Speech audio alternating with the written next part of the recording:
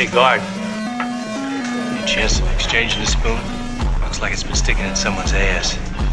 James instantly understood what I meant and requested to change his spoon for the same reason. The guard didn't think much of it and agreed. James kept complaining about the kitchen's hygiene. I calmly grabbed a spoon, actually 2 spoons. My entire escape plan depended on them. Back in my cell, I continued digging into the wall. The wall had become extremely fragile under the corrosion from seawater. I hadn't been digging long when a guard came by on patrol. Kevin picked up his cup and banged it against the bars. Hearing the signal, I quickly blocked the hole with a box and then dumped the debris into the toilet. In the panic, I accidentally dropped the spoon on the floor, but luckily the guard didn't notice. After he left, I continued digging into the wall. The wire mesh and steel rebar were welded together, and even with all my strength, I couldn't pry them apart. I needed another tool. The next day on the way to the workshop, I quietly dumped the wall debris from my pocket onto the ground. At the workshop, I found a wooden wedge that I planned to use to pry open the wire mesh. Going through security, the metal detector suddenly started beeping. Everything was going according to my plan, and I voluntarily handed over the wooden wedge in my hand, telling the guard I just wanted to use it for scraping therapy. The guard then confiscated the wedge, but I had another one hidden in my shoe sole. I wedged the wooden piece between the wire mesh and steel rebar, and after kicking it a few times, the wire mesh started to loosen. I gently removed the wire mesh, then stuck my head inside. Following the duct, I could crawl all the way up to the rooftop. The cell patrol frequency was too high, so I had to make a dummy to fool the guards and buy more time for my escape.